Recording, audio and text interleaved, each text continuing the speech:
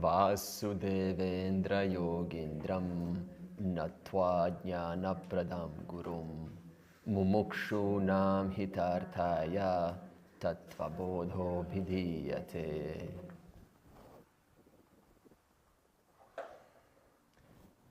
May I become a deserving instrument, and may we become deserving recipients. May I become a deserving recipient, and may you become a deserving instrument.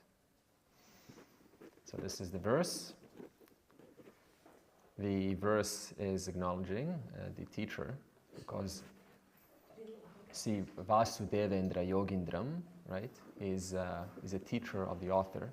So it doesn't matter who this teacher is, you know. So in your case, you can replace that with your teacher.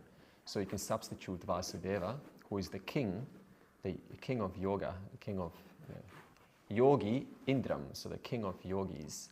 So he is the highest of the highest. So he's not only the one who understands siddhis, he's also, you know, like powers, but he's also the all-knowing one. So to this guru, this author prostrates to. So in our case, we can substitute that guru for whatever the guru word means for you, right? Ultimately, it always goes back to God.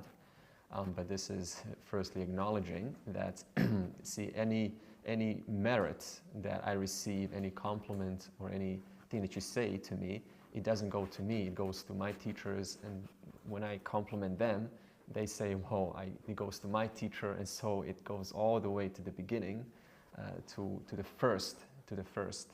And that is always God. So you know, when we chant this, it's always going back to the very first, because of which we can receive this knowledge and assimilate this knowledge and solve the problem, which is the only reason why we're here, to solve the problem. So, knowing that, we have commenced the verse on, let's see where we are, sorry. So we finished with Shamadhi Shatka Sampattihi, and we will get back to this. This is just an introduction. And now, Mumukshutvam Cha iti. So the question is, what is sadhana chatushtaya? And so far we've covered nitya, vastu, viraga, shamadhi, and mumukshutvam. So what is mumukshutvam? It is the desire to be free. That means the desire to be free is above all else. And this desire expresses in a form of, you know what is to be done and what is not to be done. So obviously there's some, to be a mumukshu, right? Just think about what does it mean to be a mumukshu, one who is desirous of liberation. I don't think they're here, but I was invited to do a talk before you came here, the day before, and it was an opportunity for everyone in Vlierhof to hear about what is Vedanta. And you know what, 17, right, were supposed to show up. Now just look at this, 17 supposed to show up, and how many showed up? 5 or 6. 5 or 6. Now I told them, right, obviously I did I told them a little bit about Vedanta. It's an inquiry. And you see, so in other words, you tell them, you sell the idea, you sell Vedanta in the best way possible. And even so, out of 17, already you got 5. And out of 5, right, that number gets even lesser and lesser and lesser. And I even said, right, this is about liberation. Vedanta is about liberation, solving the problem. And so you can see what it means to be a mumukshu. It takes a lot of emotional and intellectual maturity to understand the implications of this text. And so therefore mumukshu is the one who has this general maturity. So, and we said is that mumukshu is not looking for anityams, even though anityams are useful. See, anityam is a function. It's, your clothes are anityam. So we wear clothes to be warm. So anitya is not to be discarded. It's not to be dismissed. It's not to be called an illusion. because this doesn't make sense, you know, because then what? The person who said that anitya is an illusion, who said that? The brain said that, and the thoughts said that. So this means the very brain and the thoughts who said that are also an illusion. So now what's the difference between calling something else an illusion and the very, the very mind who said that? So that means they're both illusion. So now why should I listen to you that something is illusion if your brain is also an illusion? So by chance you're deluded, okay? So we also said that philosophy is not, philosophy, if you go to a university, someone asked the question, what's the difference between university Vedanta and this kind of Vedanta? And Swami Advayananda from Chinmaya, who I've studied from, he said very nicely, he said, do you want informative Vedanta or do you want transformative Vedanta? Right? So now, you go there and you got the Shat Darshana, right, the 6 schools of philosophy, and you can compare them, right, very nicely. But then, you walk out with what? A degree. Hey, look, I got a degree. And it's very funny, but some fellow, we could call her an adhikari, she emailed me and she said, I've got studies in Hinduism, in Buddhism, I've studied, and now I want to study Vedanta. Now, I'm always apprehensive of answering because I don't want her to, study Vedanta with that attitude that it's just another philosophical idea. So now mumukshu is the one who is interested, who values transformation versus information. So, this means they have the willingness to now, when this finishes, to take a few moments and let the lesson integrate. Because sometimes, when the lesson finishes, we got, 45 minutes, and there's a tendency to talk. But your brain needs time, alone time, to process what has been actually listened to. So mumukshut is aware of this, and they protect their mind, they protect their time, saving some words, if the words are not necessary, don't use them. So they are protecting their minds actively because the mind's being bombarded with constant data. And so, for it to process data, it has to eliminate something else. So I was just listening to a program of, I like to learn about how to learn. So, I see how the brain works. And what the brain does is, its natural tendency is to simplify data. So it always looks for the path of least resistance. It always looks for something that is, minimal effort, minimal understanding, and it will always use that versus, opting in for something that requires thinking. There's a book called Thinking Fast and Slow. And this book has these 2 systems, right? System 1 and System 2. System 1 is what we all resort to. This is called the fast system. This is a system when it hears something, it resorts to past impressions from memory in order to take that into the present and just work with what I've done before. So it's easy like this. I don't have to think right now. I'll just take what I've already processed in the past and I'll put it into the present and I'll wallpaper your face with the conclusions I've had in the past of something that closely resembles your face right now. And therefore, what happens then? The narrative starts, that's called judgment. So this is a System 1. Now, the irony is System 1 is required to what? Work through the world, to process information, to get along, to navigate in this world. When you drive, you're engaged in System 1. You're not thinking, first the steering wheel and then the pedal and then the gas and then the gear. You don't think that. You just automatic, spontaneous. So there's a lot of value in System 1. The only issue is when we bring System 1 into what Vedanta, which requires System 2. Now, thinking fast and slow. So if System 1 is thinking fast, then System 2 has to be thinking slow. So now, what is thinking slow? It means that if I just go, just like a machine gun, like that's System 1. So now, the System 2 needs to come in. And what's System 2? Deliberate, conscious, slow, alert, which is what we said yesterday is Shama. What a mind is together. It's including the variables, and those variables are all included in this moment. For example, I'll give you a personal example of Shama. Right upstairs, I closed the door, and it made a big noise. Instantly, what came into my brain? So that was system 1. Just close the door. The door made a loud noise. Instantly, system 2 kicked in and said, this probably disturbed someone. So what happened then? I made a correction. So now when I close the door, I actually close it mindfully, consciously, deliberately. So this means what? The mind is together. So this is an example where system 1 and system 2 are actually involved even while we're talking about it in the class. Right? So this is not an event that ends once upon a time. It is a constant ongoing progression of alertness and mindfulness. And this system 2 is what the mumukshu values. Slow, deliberate, conscious thinking. Every day, taking some time to question, to inquire into facets of reality. So this is a mumukshu. Okay.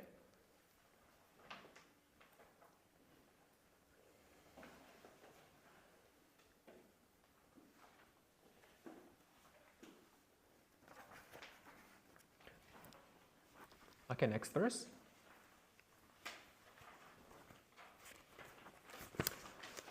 Nitya anitya vastu viveka kaha. Nitya anitya vastu viveka kaha. Nitya vastvekam brahma. Nitya vastvekam brahma. Tad vyatiriktam sarvam anityam. Tad vyatiriktam sarvam anityam. Ayam eva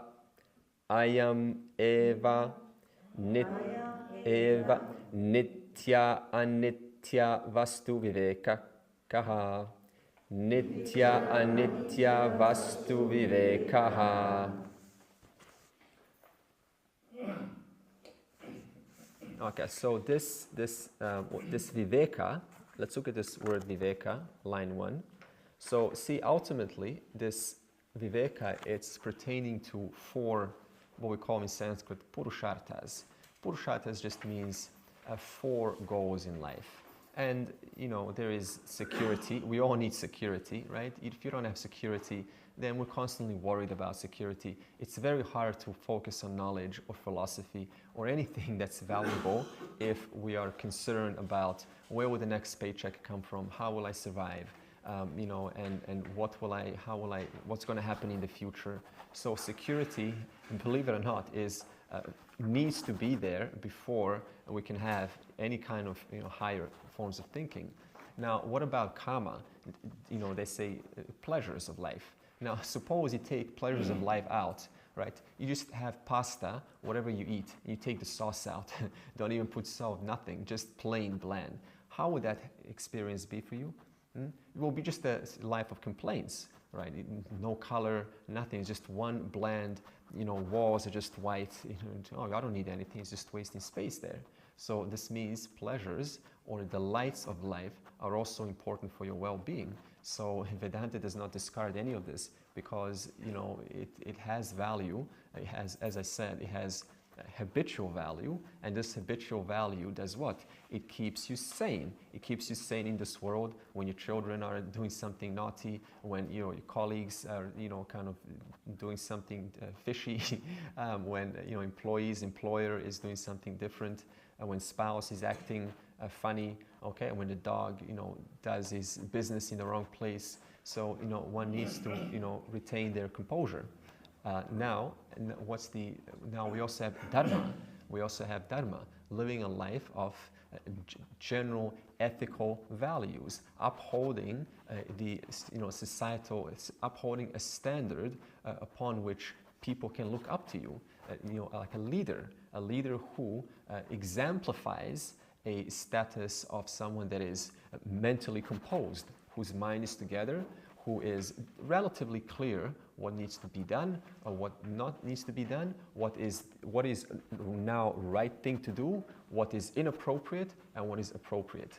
So this appropriate and inappropriate also is what preserves our mental composure, because how many times have you done something inappropriate, whether now or in the past, and after having done it, you know, what happened? You contradicted the good opinion about yourself. Now, how did that make you feel?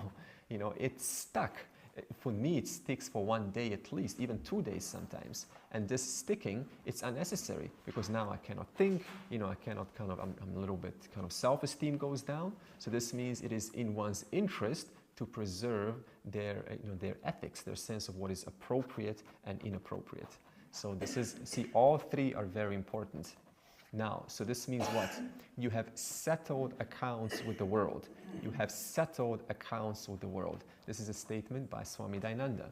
So this means that if I look into my life right now and I see, well, this is unresolved, this is unresolved, this is unresolved, I've not forgiven these people, I've hurt someone, I've kind of dismissed them and I never said sorry, and all of these things in the background that one's denying because they're too hard to deal with, if these things will pop up. Because what pops up when we close our eyes in meditation, it's one time when you want to have a break, right? Let me just meditate. But it's also the one time when the stuff actually does come out that didn't have any other chance.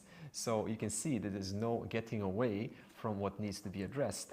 So all these three goals create this equilibrium, an equanimous mind where you can enjoy relative peace. We're not going to say absolute peace because that is unrealistic, but relative amount of peace where you can, collect yourself. Only then, or not only then, but amidst that, there's no only then, because life is not like this and then like that. It's just a continuation. Amidst all of that, we pursue what?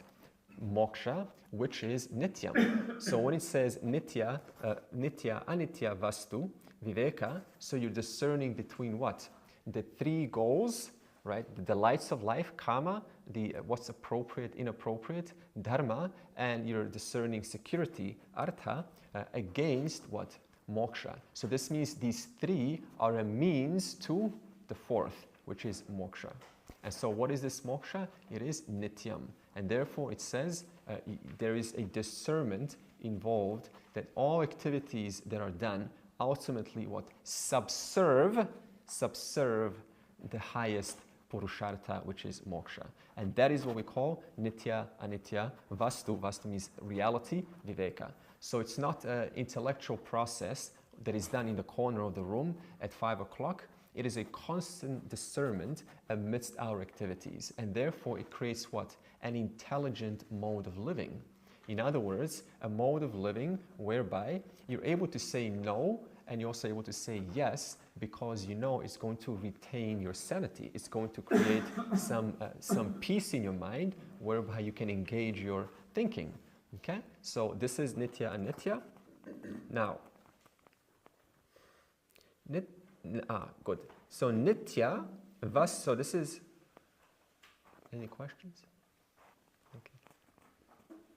So sorry, we had a traffic jam. So sorry, we're a little late. You're welcome. Also, Andre, this is a continuous process, isn't it? You always discover new things and you get more strength to kick old habits or bad things. This is fantastic. So what Felix is talking about is, you see, this is a common question in class. So how do I know what is appropriate and inappropriate? It's impossible to know, I tell you. It's sometimes impossible to know until we get feedback. So this means what? Feedback is a system that is inbuilt in society by how someone else responds, and by that you can then assess what have I done that has caused this kind of a response in this person. Could have I done something different? And what will I do next time so that I minimize this kind of response that I've received from this person? So this means you always have a feedback system.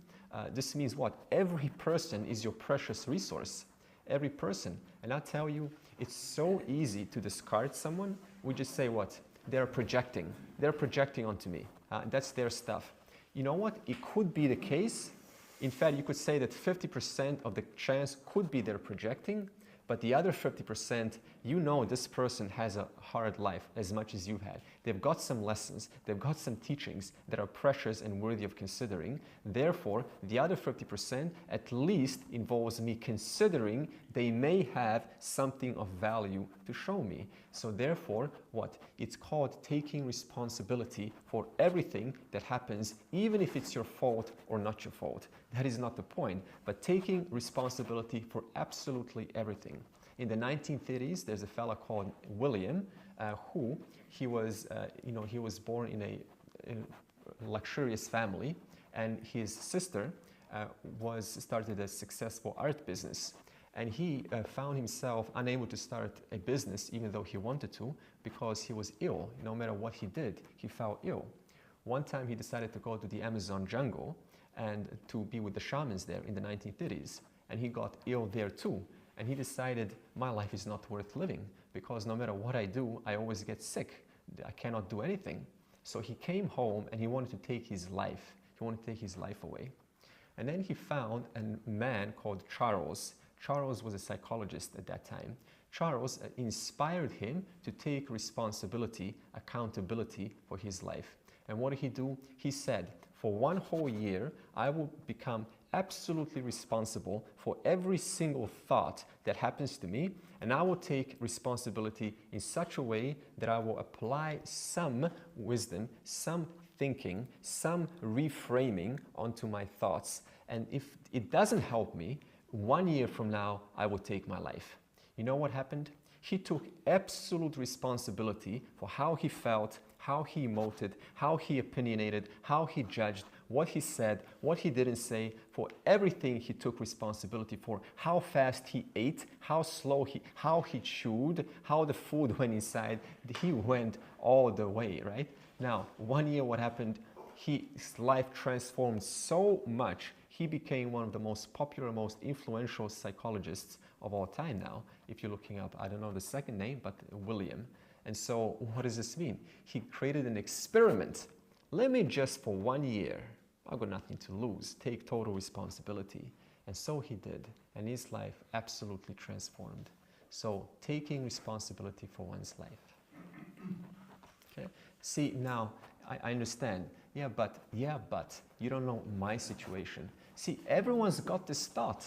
See, from your standpoint, you're thinking like that. From my standpoint, I'm thinking like that. So now, what's the difference if you say that or if I say that? This is another thing to take responsibility for. Yeah, but you don't understand mine. Whether it's a physical ailment or a mental ailment, guess what? You still have the power to take responsibility for how you feel at least 5% more. If that is too much, at least 1% more.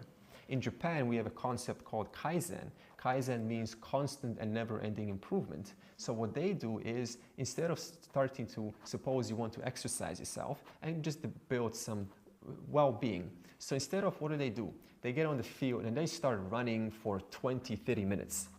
And then guess what? They get so exhausted and turned off that they stop running. So what do? You run for half a second. That's it.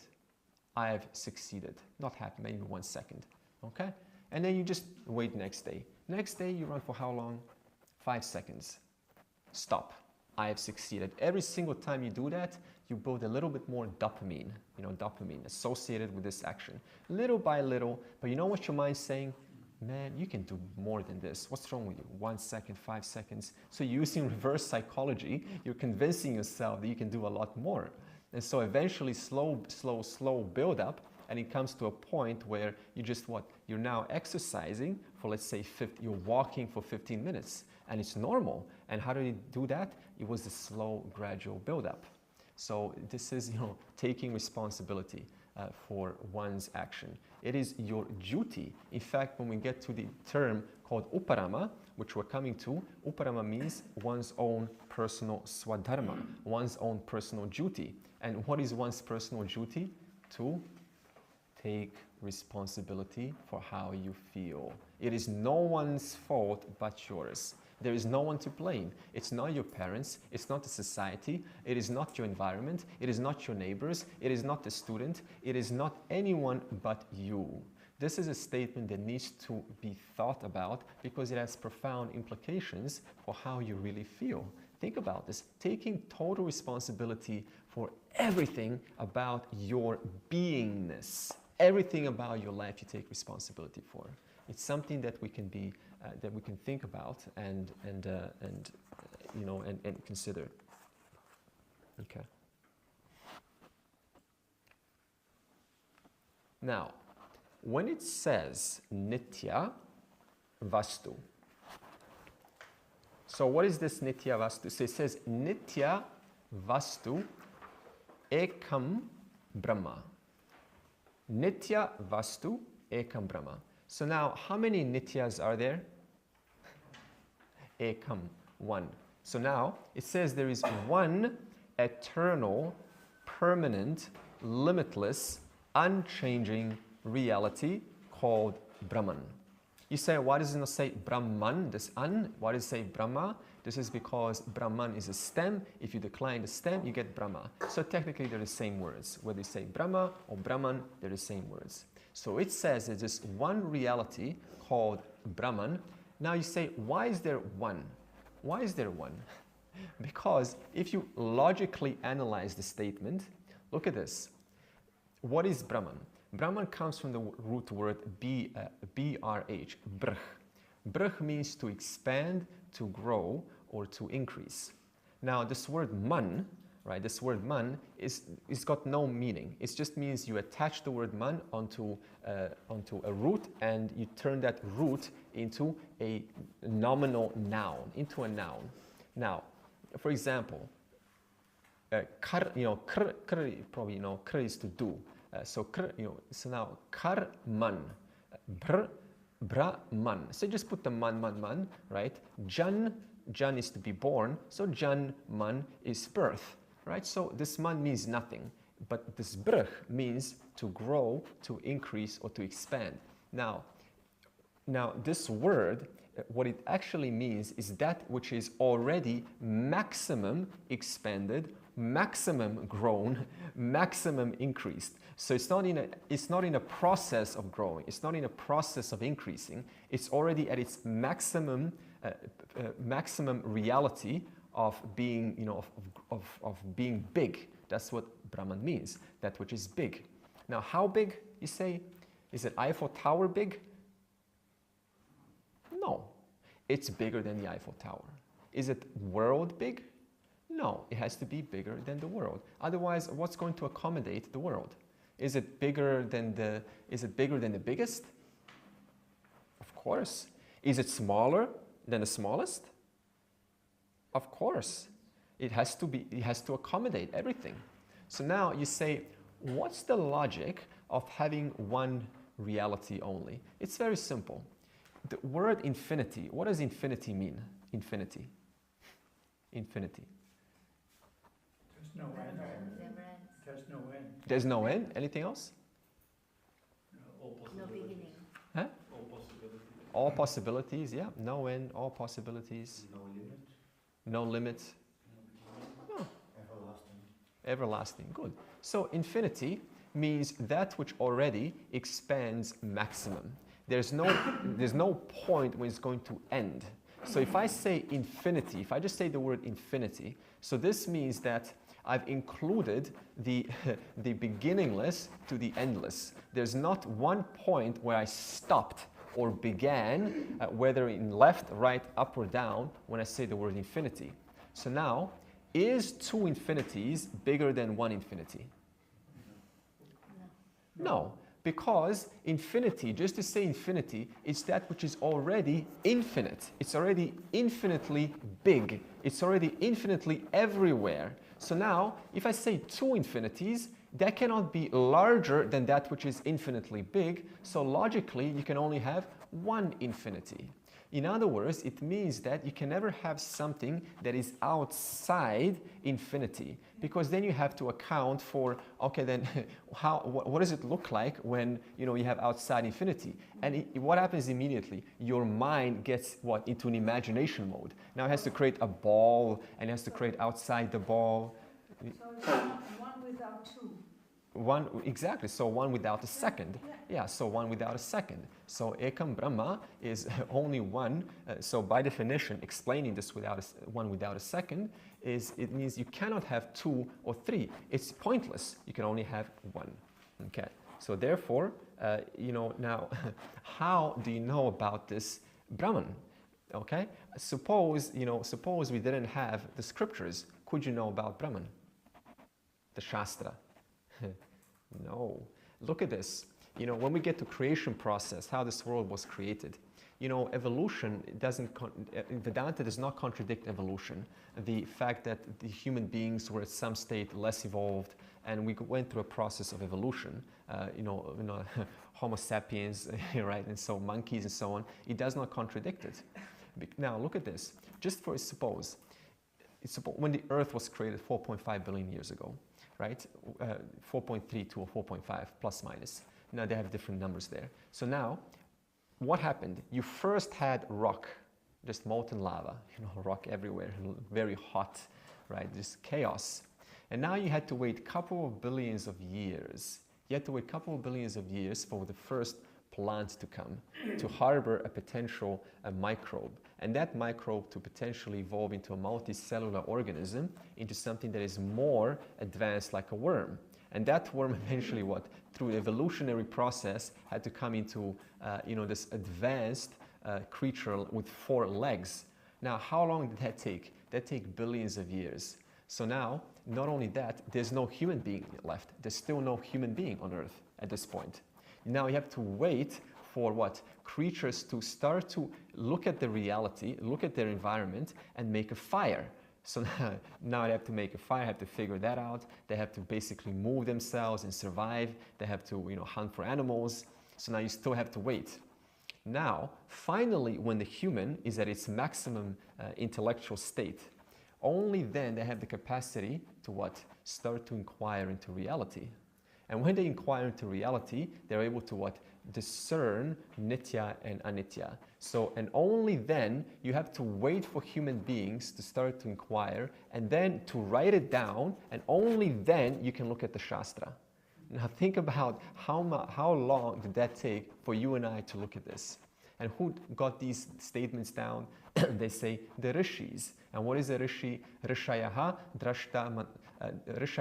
mantra drashtaraha. So in other words, rishis are the seers of mantras, drashta of these mantras. So how do they see these mantras, which are what constitutes the Shastra? How do they see these mantras? In meditation. This is not a mystery at all. Anyone who's meditated, you've had an insight, have you not? During meditation. And that insight was more or less sometimes contaminated with your subjectivity, but other times it was absolutely pure. Now, unfortunately, some of us don't write these insights down. We just oh, great insight, right? And we share it. But if you write it down and then you cross-check it against someone else's insight, and then you try to contradict this insight, you see it cannot be contradicted. And you go, wow, this does not contradict my experience. So therefore, there is something in this mantra, there is something in this teaching. And these teachings is now what we're learning. So how do we know about this reality? Because they're in the Shastra, thanks to these rishis who saw mantras, who saw these insights in their meditations. Think about how long this took just to be here, and in one life, to finally come to the teaching which says there is a solution to the problem. Considering how many lives and how much time took for that to happen. So now think about how much, right? How much what we call punyam, how much luck do you need, to be in this place right now? It's just extraordinary. So sometimes we need to kind of pat ourselves on the back and say, hey, I am trying, I'm in a good place, and so because sometimes we're hard on ourselves and we put these huge, heavy standards and we say, I should be doing better, I should be, shoulds and shouldn'ts start to come in. So now we need to take a pause and say, hey, I've already come to the highest teaching. So that alone implies some level of luck. So this means, it's called self-love. So we're giving some self-love to ourselves because it's easy to love others, but, we pat ourselves on the back too. Okay. Therefore, Tad vyatiriktam sarvam anityam. In other words, everything other than that, everything other than nityam is anityam. In other words, all else is impermanent. Now, what is this all else? Whether it's known or unknown, it is impermanent. 500 years ago, suppose 500 AD, the semiconductor was non-existent. Does this mean that the semiconductor in 500 AD was permanent? It's not, because we have semiconductors now. They are what? They're just impermanent things. They're just, they come in time. They were discovered. They came into existence at some point. They were created at some point. So whether it is unknown or known, that is still constituting what? Anityam. So anityam, it is what is both unknown and known. The point is, it is still what? Starting, it has a duration and it has an ending. Whereas nityam obtains in the 3 periods of time. So what does this mean? It means that it was yesterday, it is today, right now, and it is also going to be tomorrow. Now, is this class going to be in a couple of minutes, when the class ends? No, right? Is this class going to be, in 5 years from now? No. But what's going to be in 5 years from now? You will be there in 5 years from now. Atma will be there in 5 years from now. So therefore, nityam is what is always true, always present. It cannot be negated. And not only that, but look at this. So this means, by definition, that every experience you've ever had in your waking state, no matter what meditation you've ever been told by any guru, or any experience that meditation has given you, is by definition discounted as anityam, solely because it happened where? In the waking state. So look at this. So this means that every single practice you've ever done only occurred in the waking state, of course. No matter how impactful it was, whether it was a psychedelic experience or some oneness experience or some kind of a shaktipat, or someone blessed you. Where did they bless you? They blessed you in the waking state. And the waking state itself has a beginning and an end. In contrast to the dream, which has a beginning and an end. In contrast to the deep sleep, which has a beginning and an end. So this means all 3 states are also discounted as what? Anityam. So therefore the question now is, if everything I've ever tried, ever experienced, any kind of samadhi I've ever experienced is by definition discounted as a nityam, then what is nityam? I had to discover that. So we will see this soon.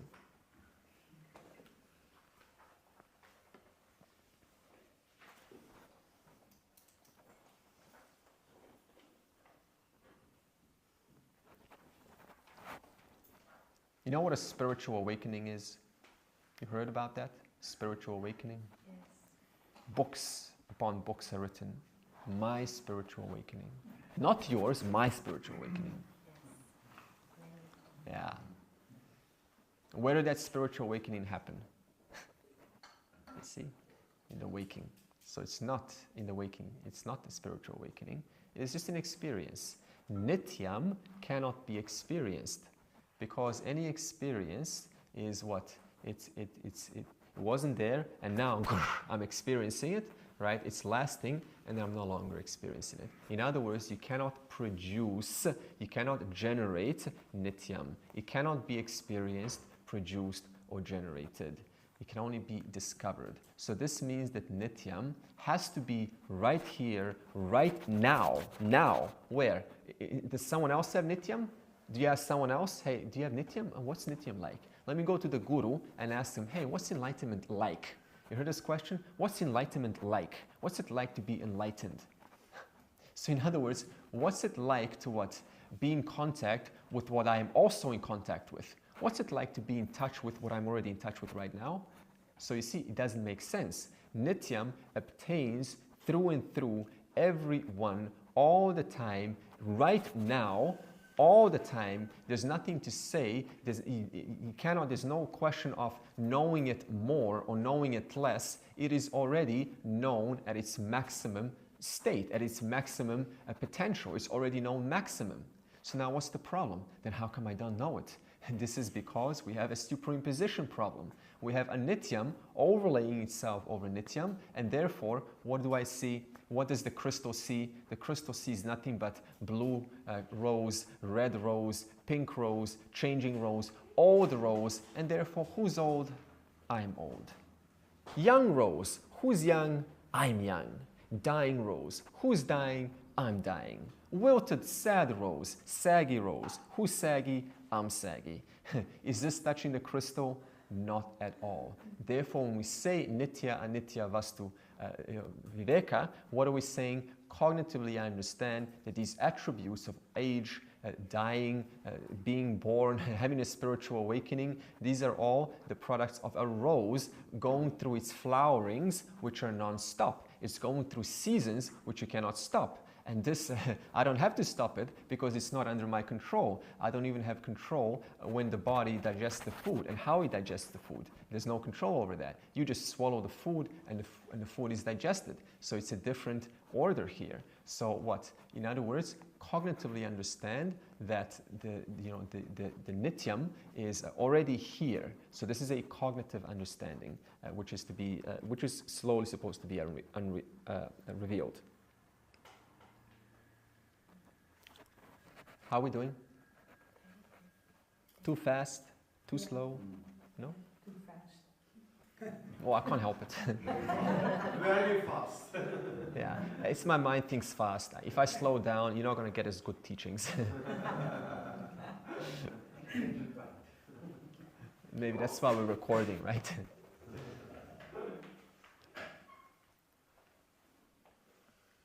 Next page.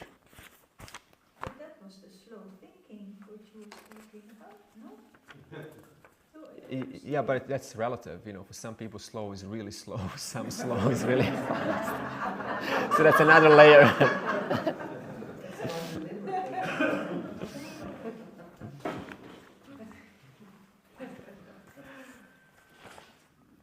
So, okay, dispassion.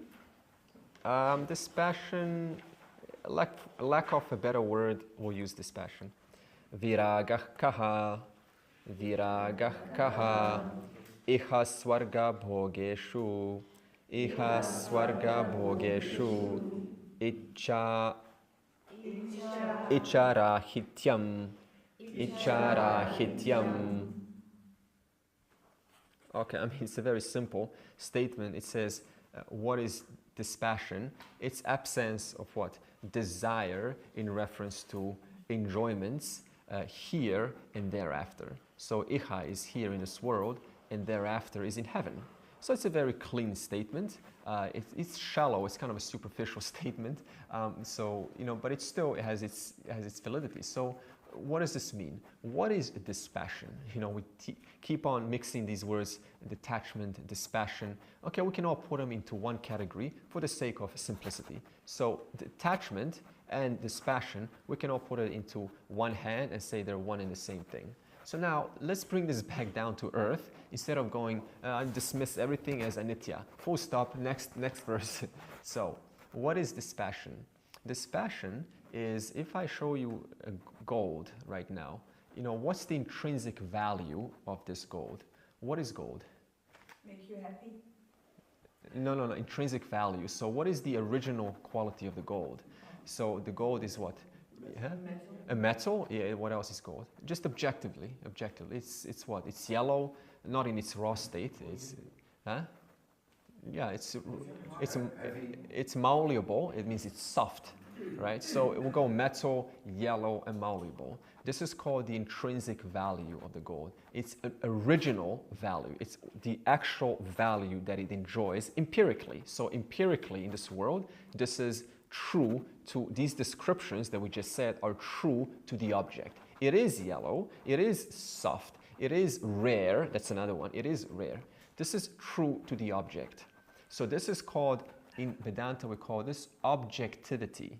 So this means I looked at, for example, Radhika, and I say she's a woman, so I'm being objective now. But the moment I start to say, and this is the kind of woman she is, so immediately what did I do? I jumped from intrinsic onto subjective value. So now what is subjective value of gold? Status symbol, right? Attracting, people are going to respect me. So immediately I jumped out of, this is called now going from objectivity into subjectivity. So now you say, how do I apply this in a relationship? So what happens in a relationship? We often want to look for some qualities or some expression from our partners that they intrinsically cannot have. They do not intrinsically have that. So now we need to, for example, have to know what can this person really do for me and what can they not do for me? Am I even clear? And am I asking from this person something which they cannot do? Because if I am, then what's going to happen? It's going to put pressure on them and it's going to create a sense of tension. Okay, so this means I have to be clear. What can this friend do for me and not? It's not like you're being selfish. It's just being very clear about the actual value that things enjoy.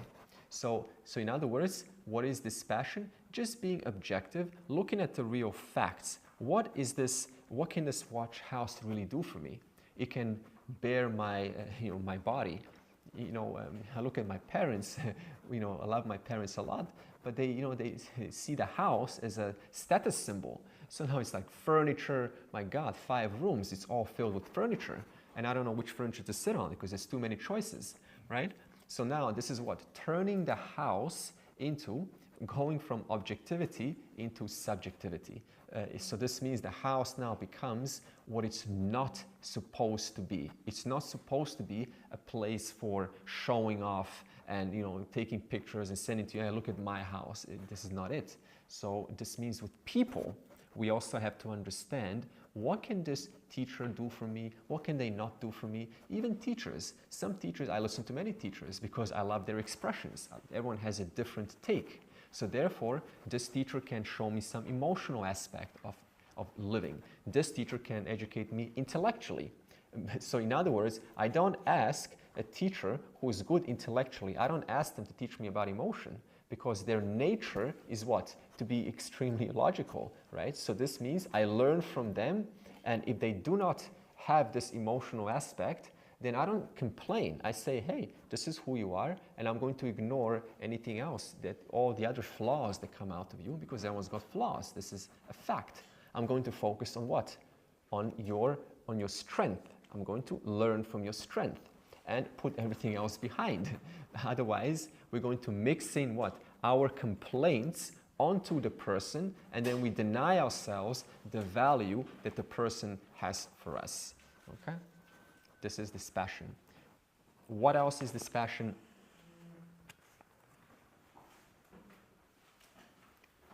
See, dispassion, important, we often think is something that you create. Like, let me create dispassion. Dispassion cannot be created. A created dispassion, what will it do? It's called, what do they call it? Kind of pretending to be cold or apathetic or distanced, right? Pretending, because what the individual is sort of, established themselves in some kind of a mental image, right? And now these people don't fit my mental image, so I'm just going to isolate myself, and so this is not dispassion. This is it's got some corrections to be made there. So now when we say that dispassion is not created, it is discovered. How do you discover dispassion? How do you discover dispassion? Inquiring into what? The intrinsic value of an object. But how else do you discover dispassion? Think about this. I'll ask you a different question. When you know something that is really, really important, what happens to other things? They naturally waver. They naturally come down.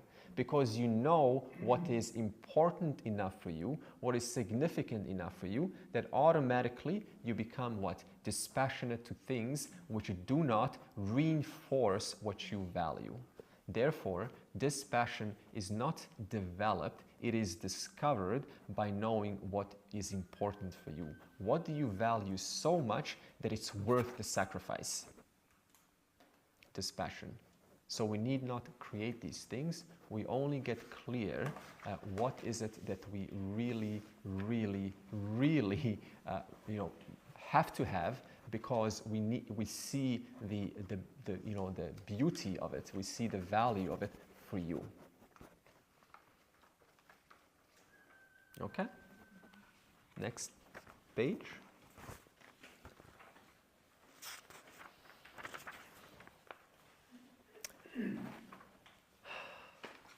So no need to read this. So now it's just going to introduce to the sixfold virtues. And what are they? It says Shama, Dhamma, Uparama, Titiksha, Shraddha, Samadhanam. So these are just Sanskrit words.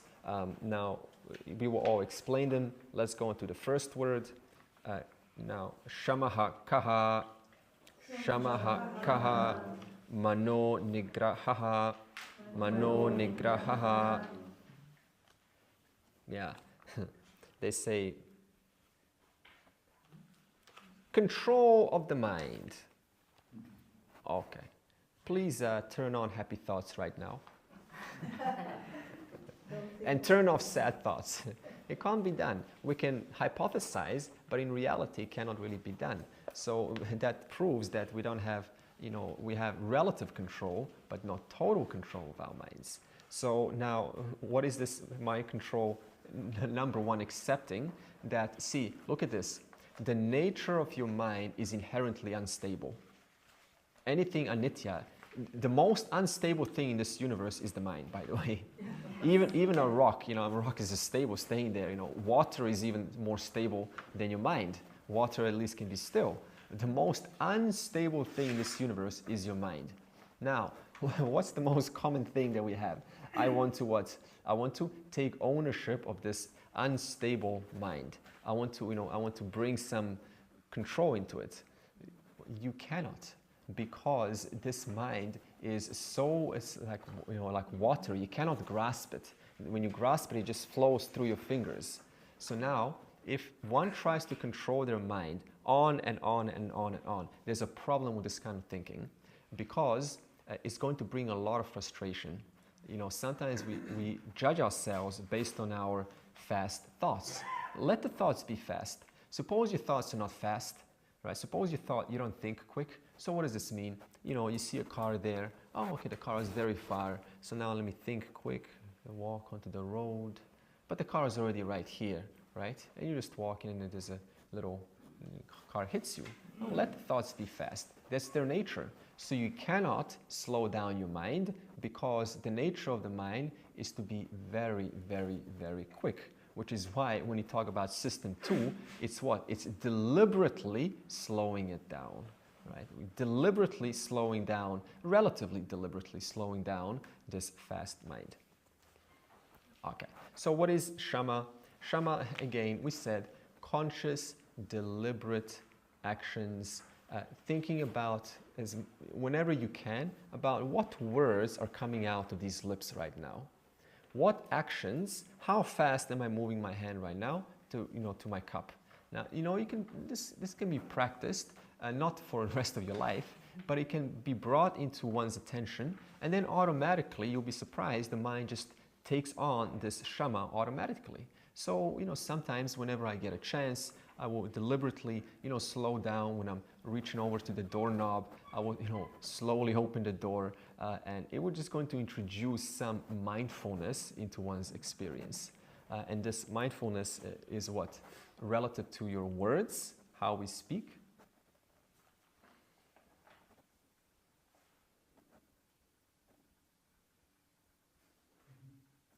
Including that pause. You're aware of how long the pause was. That was a deliberate pause right there.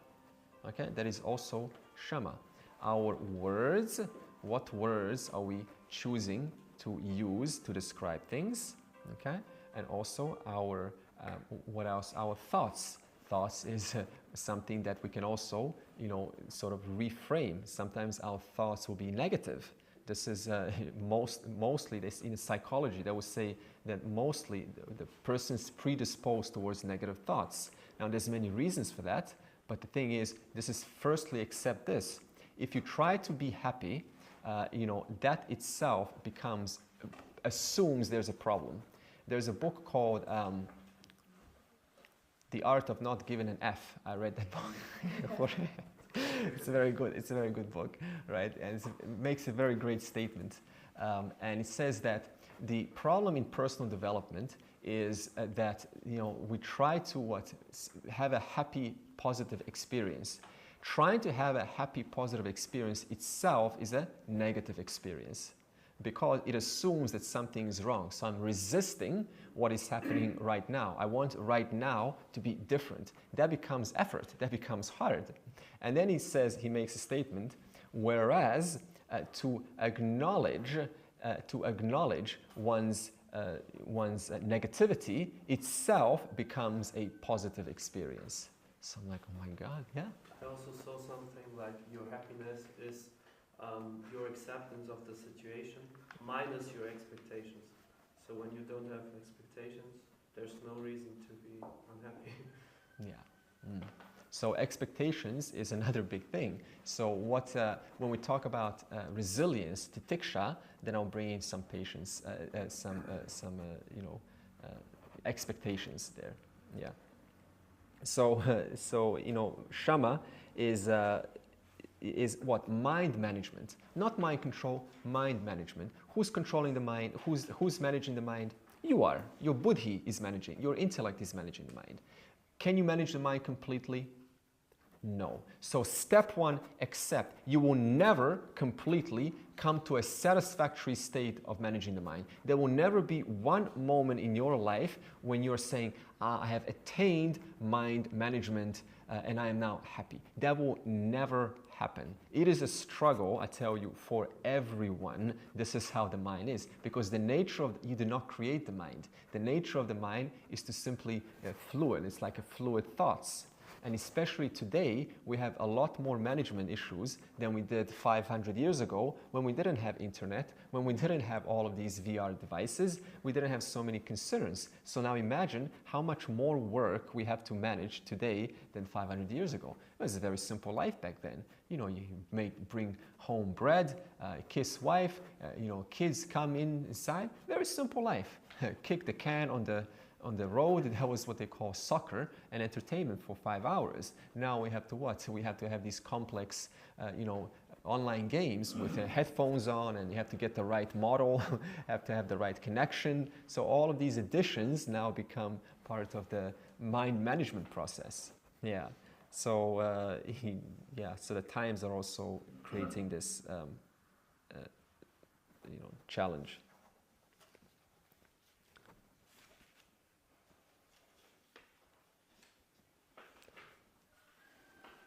Yeah, so shama, lastly, it's mind management. Now, how do we manage our minds? Just some practical. See, the how, as I said yesterday, it's not that important. You can now Google how to manage my mind, or ChatGPT. I use ChatGPT. It's a wonderful device. Gives you a lot of information. You get exact answers to what ChatGPT 4, not 3, 4, right? And it's lovely. It's beautiful. It's helped me a lot. Now, you can use this to answer what are some, proven techniques in the field of psychology for managing the mind. I, for example, adore ACT, acceptance commitment therapy. It works so good. I was like, oh my God, I want to sleep with these cards under my pillow. And that's how about little cards and techniques. You've got, DBT. You've got dialectical freedom technique. What is it? DBT, CBT, commitment behavioral therapy, cognitive behavioral therapy. These are wonderful. CBT, right? CBT, cognitive behavioral therapy, or ACT, ACT. So I bought these little cards on Amazon. I said ACT cards or CBT cards, and they are basically all one needs to manage their minds. You've got 50 cards in ACT, and you've got another 60 cards in CBT. So you got 60 techniques to manage your mind, plus 50 or 110 techniques, and they are fantastic. I'm like, I need not talk about any of this in Vedanta, just recommend them the act cards and it's problem solved. So this is the good thing nowadays. We have a lot of this proven stuff that just works. It's because, see, people are spending, they're working with clients. They're working with clients who got real problems. Some people want to commit suicide. One of my friends who lives in Brisbane, his wife is a psychologist and she does ACT and also CBT. And she uses this to help those borderline patients who are on the verge of committing suicide. So now, think about how quick his wife has to think to find the right mode for that mind to help this person manage their mind. And it works. So this means that we're talking the most extreme cases. If it works on them, I promise you it's going to work on your mind also. Right? If not one technique, definitely another technique.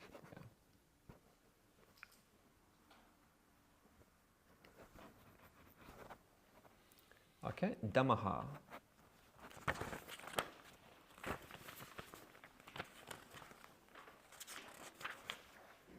Control of the senses. Okay. Dhammaha kaha, chakshuradi, bahyendriya, nigraha.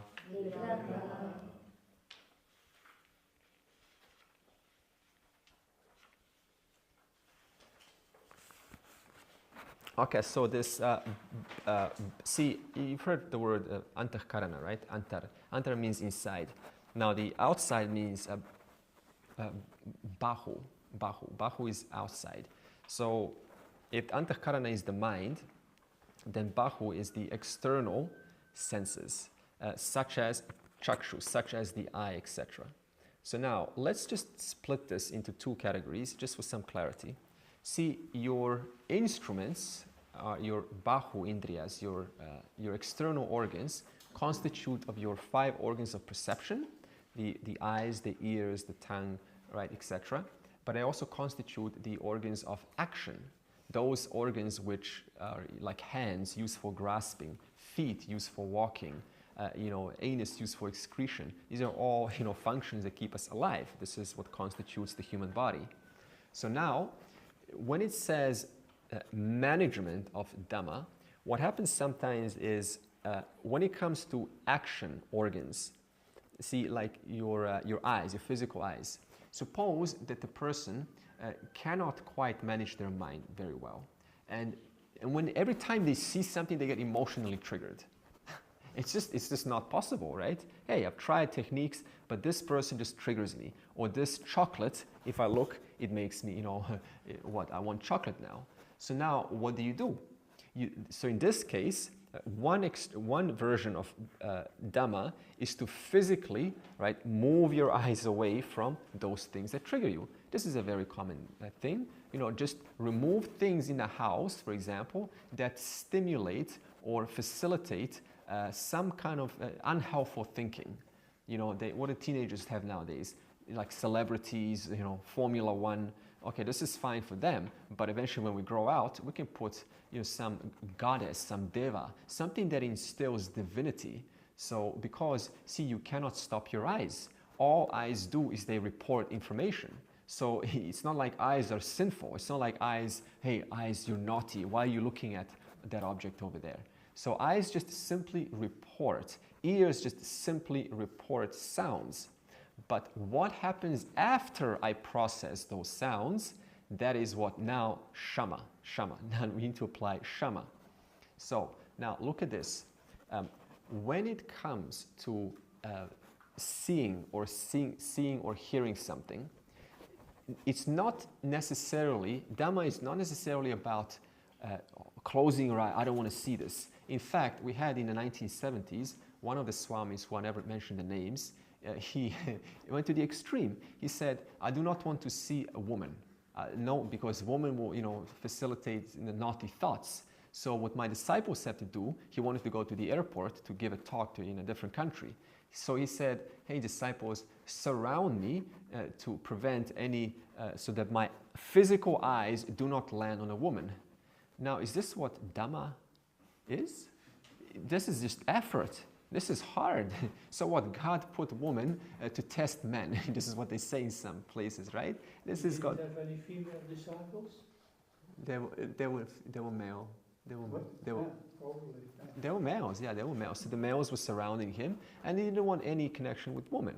And this is very common. This is not what Dhamma is. This is pseudo. But this is also a lack of shama, then, isn't it? It is a lack of shama. Yeah, exactly. And so now what? You have a swami, and he doesn't want to see the sight. So now this is not what Dhamma is about. However, see, what's the point? To manage one's fancies. Okay? Because eyes just report information, ears just report information. So and then what happens? They enter the mind, and then where's the problem? We start to entertain that thought again and again and again and again, and therefore it becomes what? Internalized thought. Now it has gained momentum of its own. Now you don't have to touch it. It's just spinning in there. So what does this mean? The moment the first exposure to something comes that emotionally triggers, that is your golden opportunity to what? To short circuit that by applying whatever is necessary so that you don't, end up ruminating on that thought again and again. That is your golden opportunity. So suppose someone says something and you're hurt by this word. You're hurt by this word. Now, from experience, this is that time when it will either stop very soon, that hurt will stop, or it's going to go on for the next 5 hours or maybe 2 days. So now what is the distinction between whether it goes for 5 days or whether it goes for 2 hours? What determines that, the 5 days versus the 2 hours? What determines that? What determines that is what you did in the first few seconds. How you perceive that thought. Did I apply some divinity? Did I apply some?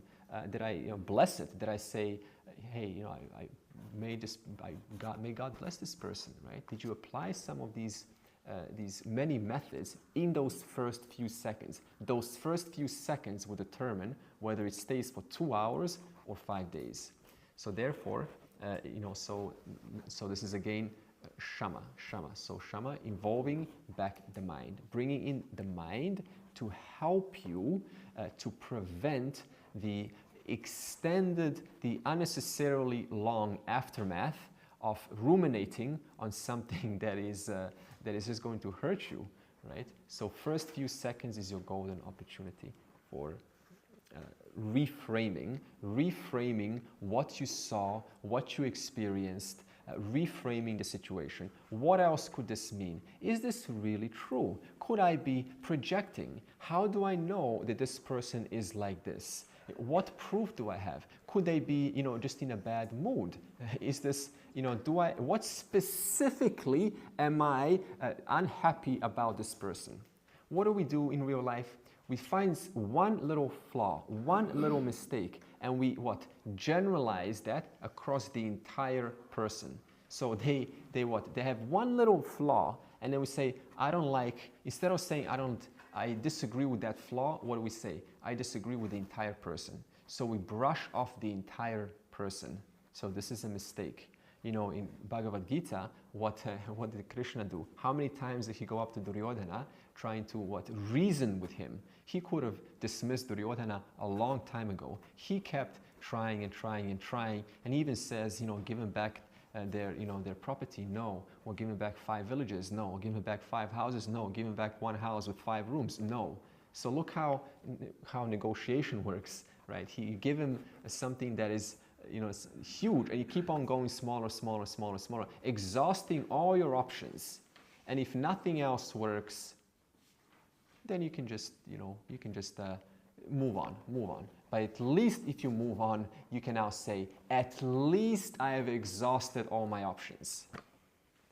If that was not done, then what happens? I move on feeling guilty that and my good opinion of myself has been contradicted because here I am, Mr. and Mrs. Vedantan, who's supposed to know this, and yet I'm treating them no differently than a worldly person who's never even heard of the word spirituality. So how are you different from anyone else now?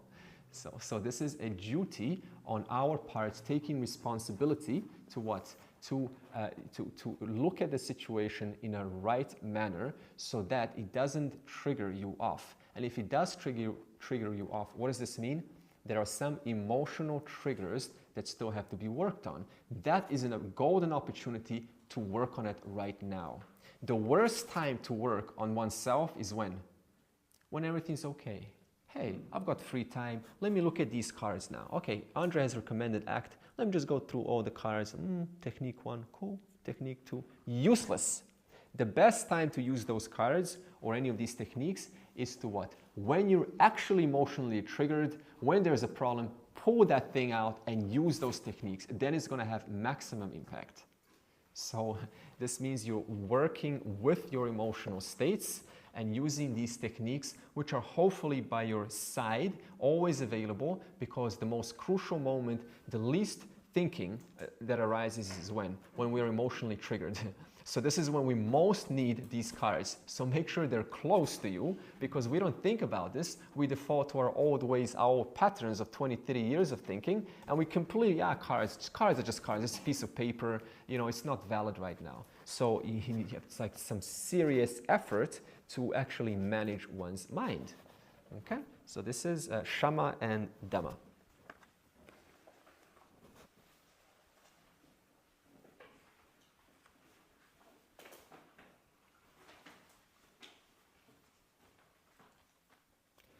There's a version of the Gita called As It Is. Okay, what is As It Is? As It Is, Gita. So what is Bhagavad Gita as it is? It means what? So in other words, as it happened, as it actually is. So this means the maximum you can have if you put Bhagavad Gita as it is what? Just the Sanskrit, and that's it. You don't even put commentaries on. But what does this book have?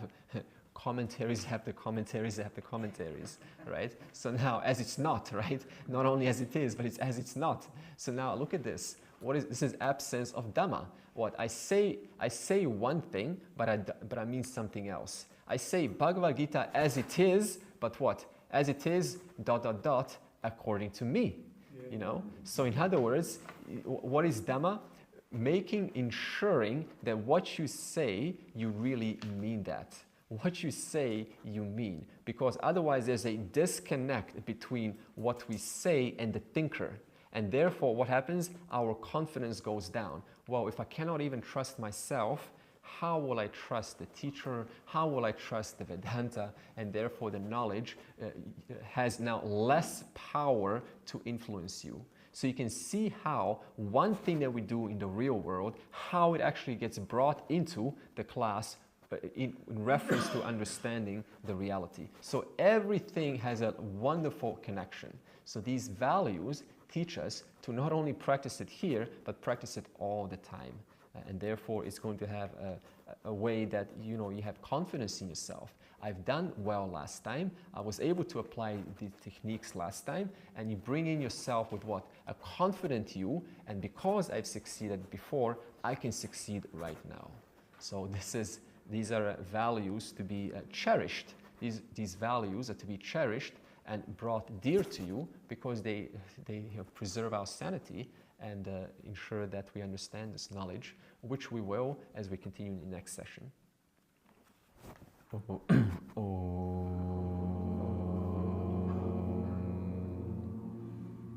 Purnamadav Purnamidam Purnat Purnamudachyate Purnasya Purnamadaya Purnameva Avashishyate.